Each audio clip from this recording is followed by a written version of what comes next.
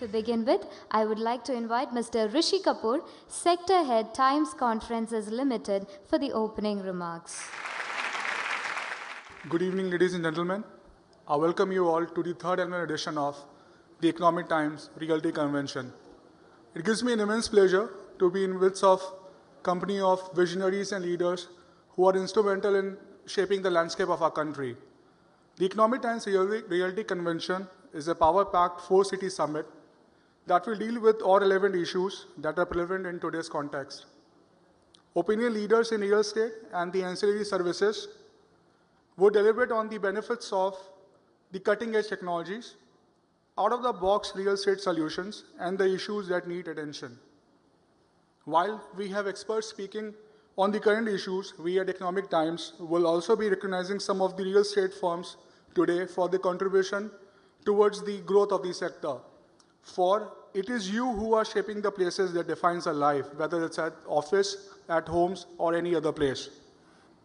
We sincerely hope the round of discussions are insightful enough and it will add real-time value back to the industry. I would like to take this opportunity to specially recognize Hindware, who believed in our vision and aspiration for the community and collaborated with us for the initiative. Now, I would like to request the experts to take the discussion forward. Thank you. Ladies and gentlemen, with a round of applause, I would like to invite Mr. Sandeep Somani for delivering the welcome remarks. Ladies and gentlemen, a very good evening and welcome to 2016's second gathering of the ET Realty Summit. We live in a golden age of technology-enabled world. If on one hand there are voices of worry that technology is making the human hand redundant, we cannot let ourselves forget the opportunities it is generating. Technology is creating many more jobs. It is giving us greater choice, levels of convenience and sustainability. Healthcare, agriculture, clean water, transportation and education are ripe for radical positive changes as technology solves the world's biggest problems. India and China are seen among the most active markets outside the US for real estate technology investment. Some of the biggest near-term opportunities include property management, listing services, research, both into consumers as well as into materials. Focus on technology, stress on green features, and excellent design options are the new parameters of tomorrow. They will bring in the positive changes, will encourage innovation, generate industrial growth, deliver customer satisfaction, and help companies differentiate themselves in an extremely competitive market. As industry leaders, we all agree that technology adds value to development. We agree it has become another component of a larger lifestyle package. So irrespective of sales strategy, premium housing, commercial space or mass housing, introduction of technology into people's dwellings and lives is the way forward. This is what consumers want, this is what the climate wants, this is what all business should want to grow further. Have a great evening. I'm sure we'll have a very interesting set of discussions from both the panels. Thank you very much. Our guest of honor today is Srimati Bhadra B., former Deputy Mayor, Kochi Municipal Corporation. Ladies and gentlemen, with a round of applause, may I please invite Srimati Bhadra B. to now address the gathering. At the outset, let me thank the Economic Times for inviting me to be part of the Economic Times Realty Convention. The real estate sector is one of the fastest growing industry in the country, and Indian real estate is as dynamic and forward-looking as the realty markets in anywhere else in the world. There are quite a lot of challenges that the industry face, and certainly government policies are one such.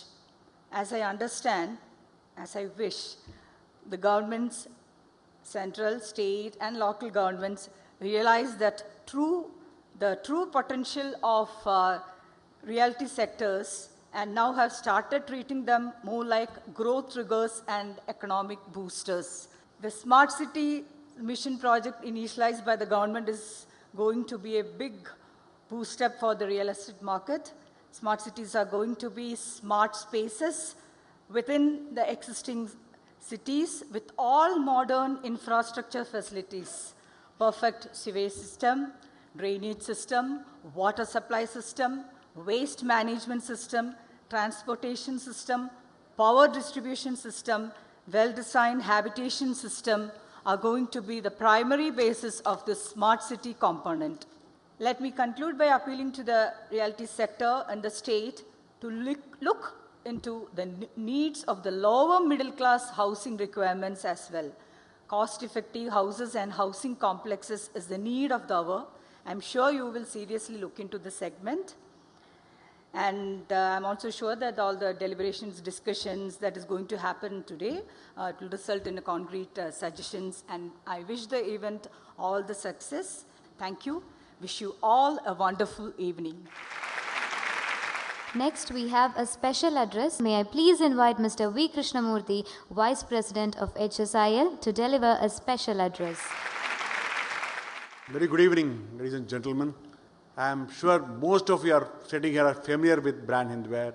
What I will be talking about are things which some of you would not know in terms of how different we are as a brand in terms of catering to the needs of the developers. Apart from our brand Hindware, we have two more brands. One for the value for segment, which is known as Benlave brand, which is more for the value for money segment, and other for the premium and the luxury end of the market, which is our Kyo brand. Within the Hindware brand, we have three segments, which is the Hindware Art, and the Hindware Italian collection. The Hindware Italian collection primarily meets your demand when you are doing premium housing. So some of the premium projects is where we clearly pitch in Kyo. So when you are looking at some premium project, we have Kyo.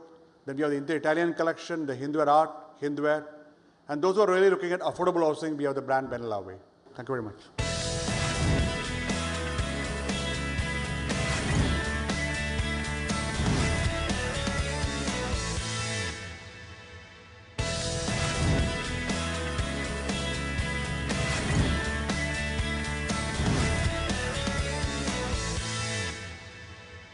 Ladies and gentlemen, we will now be moving on to our first panel discussion. The topic is Future of the Built Environment, High, Smart or Mixed. You all know that we are going through a bad patch as far as economic stability is concerned, which is affecting all the countries, all over the world. So it affects all, not only real estate, every aspect of life in our country or our state which we are living. So it means, what does it mean? It means that we have to innovate ourselves to face the situation. No point in blaming the future that we won't be able to do good. So we'll have to plan for it. So it calls for a lot of innovation. We'll have to also depend on affordability. As I'm not touching all the details of the subject because we have other 4 panel members who are going to discuss all this. So I leave it to the first speaker, Najib. Fine. Real estate is basically driven by sentiments and fundamentals. Sentiments sometimes overtake fundamentals, and that's why you get a lot of bad press when sentiments go bad. Sentiments create confusion, uncertainty, fear, and that leads to nervousness. Nervousness leads to indecision, and buying decision is postponed or delayed. Whereas fundamentals are, what is the city infrastructure? What are the services available? Is there social infrastructure available? Take back 10 years and look back now, real estate is poised for the next fine growth. This year, you're going to see first 6 months going to be, with uncertainty, with all this China devaluation, currency devaluation, oil prices hitting. But there are some strong fundamentals in our markets. And that fundamental, of course with urbanization, with the nuclear families, there is continuous requirement. So these delayed fence sitters are going to come back. They have always postponed their decisions. We have seen decisions taken 6 months after an inquiry. So these things happen. So we just have to be stick to the thing. Most important thing is delivery. So timely delivery with adhered quality, promised quality to be adhered. If that is done, and I don't think we need to go enormously beyond. Innovation happens. It has to happen. There is water efficiency requirement, there is energy efficiency requirement, there is waste management requirements, all have to be met. Unfortunately, the public sector or the government is far behind in all this. The private sectors are the ones who are pushing it through, and of course government is catching up. Services are just catching up. So we have a lot of investment as far as smart city investments are concerned. That is going to come through. When that money comes, that will help improve all the pending infrastructure, the flyovers, the 4 lanes, the dividers in the roads, the fundamentals, the basics. Of course, the metro is taking off. Then if we get a memo train, then what is going to happen, this is also connected. Commuting distance becomes shorter. In that way, people will prefer to live in the metros. Or alternatively, there will be people who prefer to live in their own towns, so that they can come and work and go back also. But there's another concept of live and work in the same complex. So there are combinations and permutations which will happen, and that will be the way forward. Thank you, Najib. Now let me hear something from Sandeep from the industry part. I think, there is no question that it has to be a mix of both, whether you go up or you go smart. Technology will play a very, very important role in all new building design. I've always believed that our planners have never worked in sync with our builders, with our developers. The planners work in isolation of everyone else, broadly without any great inputs that they seek from the people who are really concerned.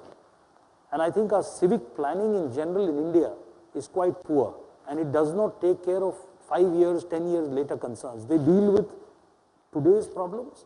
By the time they implement a solution, the solution is already much bigger than what the problem was. So they should be actually planning much ahead and implementing the projects much quicker. We have to use our resources economically, and also we have to look at our ecology. I mean, you guys are blessed in Kerala that your environment is very good. If you ever come to Delhi, you walk 2 kilometers on the road, you start coughing that you have to go to the doctor next day. It's the world's most polluted city, Delhi. So I think it's a very serious matter, and there are cars stuck on the national highway for 1.5 hours, all spewing out exhaust. So I think our basic system is flawed. We have to make sure that congestion does not occur in the way that it occurs in some of the bigger cities. Even Bangalore, I'm told, is quite bad in terms of traffic. So I think the planners have to work more efficiently. Materials will always support. I think the materials are very good. Material technology is evolving hugely. Where there is a use for a material, if the material doesn't exist, it will be invented. There are enough good companies, good technologists, good scientists in the world, and we will invent the material. That is not a problem.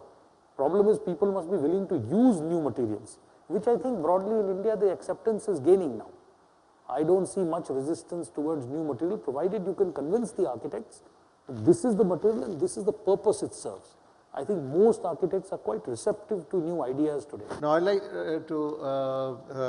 Sudhir to just come in as an architect, colleague. I'm touching upon responsibility factor in building industry.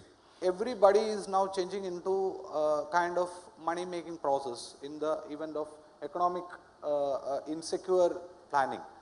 A developer can always change into, why should I get into unnecessary troubles? An architect can also get into a system wherein, why should I unnecessarily innovate? Because there is no policy around me.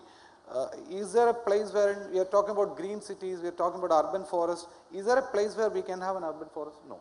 So why we are not having it? Because we always blame it, why government is not planning it. But what are we contributing towards that? Of course, the developers within their 40 cents of 1 acre land, they will do that. But what is happening just the side of the property where the person staying, he is just staying in the same village premises where, we can see the development is going now towards the villages. The cities are crowded. Global factors like rubber prices going down and oil prices going down, economic crisis, all these problems are poising out to a point where what are we heading to? What is our responsibility as planners, architects? I just being an architect, sensible architect, to look at. What are we trying to build higher, build taller, or build smarter? This is a question which I would like to share. Builders, architects, and all policymakers and economic power centers have to come together and tell the government, we have to have our own body, wherein we have to work as one single forum, like the Chamber of Commerce. We should form a forum and tell the government, this is what we want, please work for us, because we are voting them to the power. Thank you, Sudhir. Now I'll ask Mr. Varghese to go ahead. Today's point of discussion was the future of built environment, whether it should be high, smart or mixed. When you look at this from the perspective of Kerala, the state where we live, you find the availability of land a major problem for a builder. If the builder's primary objective is to build, he needs the raw material of land. And availability of land in Kerala is a big issue. We have only about 1/3 of land available for construction. There again, with the numerous rules and restrictions, with the numerous regulations, going for high-rise has become a difficult thing. But personally, I feel that this is our only opportunity. Where land is less, we can only go vertical. But here what is required is a need-based design is required. When the global economy takes a turmoil, when there is a slide in the market, the demand for housing is not coming down. What is affecting is the purchase power of the person is get affected. So here is where the architects and designers can play a very pivotal role. We should be able to come out with the designs with comfortable ticket size for the customer to buy, with amenities and facilities conducive for his lifestyle. In such a situation, we need to design an apartment or a dwelling place comfortable for the buyer to buy. When the investment goes up, the investment on a house goes up, what happens is the investor segment go away from the segment because the return on investment doesn't justify. So what we have left in Kerala is the end user of housing. And for that end user, the designer has to come out with the designs conducive to the situation. What we need is a market-driven product, not a product-driven market. We cannot sell anymore a product in a product-driven situation. We cannot sell. We need to design something which is required for the market, which is acceptable to the market for his expectations and suitable for his pocket. Thank you, Mr. Varghese. Thank you very much. It's a good. All the panelists have done a good job. Thank you very much.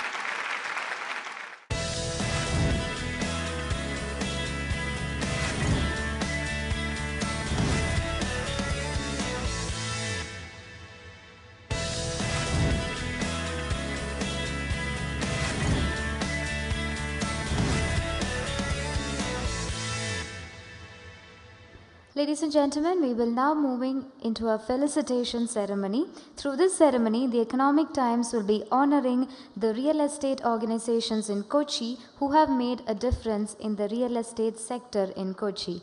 Today, we invite our guest of honor for the event, Mr. Hybeden, MLA, Cochin Legislative Assembly, to do the honors to the real estate organizations in the city of Kochi. May I also invite onto the stage Mr. Sandeep Somani, JMD HSIL, and Rishi Kapoor, Sector Head, TCL, BCCL, onto the stage for the felicitation ceremony.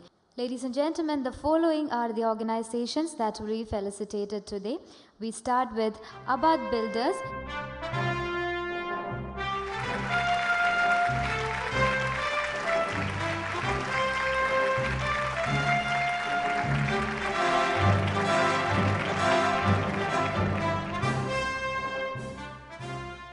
Our next is Asset Homes.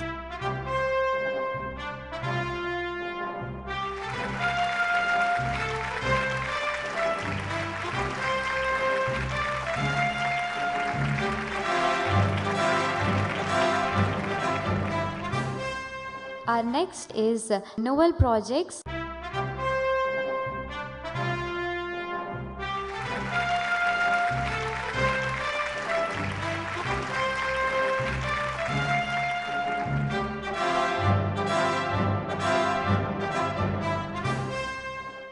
Our next is Skyline Foundations and Structures.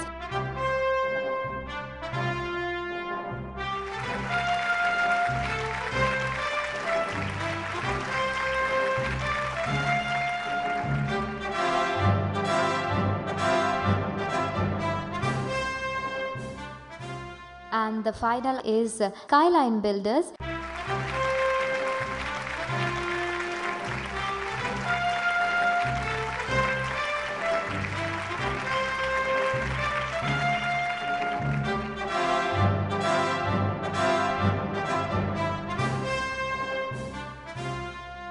On this evening, our heartfelt gratitude goes out to Mr. Hybe Eden to be present here on this evening. Thank you so much, sir, for being a part of this august audience. Thank you so much. And thank you, Mr. Sandeep Somani, and thank you, Mr. Rashid Kapoor. Ladies and gentlemen, we would also like to thank all our delegates and speakers for participating. Special thanks goes out to the title partner Hindware, our cement partner JSW Cement, and knowledge partner KPMG India. Thank you so much, audience, for being very patient, and thank you all for coming, and have a beautiful evening. Thank you. The government at the center is currently in that phase where they're trying to strengthen the infrastructure in the country, because that is essentially the base to the development of the country. So I think Mr. Modi in that way has clearly realized that it is infrastructure which needs to be given utmost importance, and that is where you are seeing a lot of these new ports, highways, airports, SEZs, smart cities which are coming up in a big way. So I think it's a good time for the industry. If you read the business papers every day, you definitely find that business is not really booming. But then with a country of 1.3 billion population, things just can't be like that. Internal requirement itself is so high. The only problem what the builders have done is all have been targeting apartments on the high-end segment. See, that means any builder, if he says I am a builder of some repute, he feels he should build in the 2,000 to 5,000 square feet apartments, for which the absorption is slow, the price is ridiculously high, the amenity, everything, it's overpriced. The whole thing is actually there is a deal for the buyer, but you don't have that kind of number of people trying to buy this kind. Whereas we are trying the 500 to 1,000 square feet, definitely you can sell in millions like what Government of India is thinking, you can sell in millions, but then we are not able to get the land at that price. Land it seems to be, according to me, the single biggest issue in trying to build houses for the masses. It has to be good times, it has to be exciting times, but people will have to reorient the business to what the people can afford to buy. So that is my thing. The builder has to reorient himself. I think there are a couple of things, which definitely affects the progress or the development of the construction industry or growth of the construction industry. One is the approval system, which requires to be probably a single window system where you have very transparent rules and regulations with which you can get all your approvals in a time-bound manner. Now, land is a very expensive stuff, and naturally the cost of time is pretty high. So that will bring down the cost of the real estate product per se, much lower.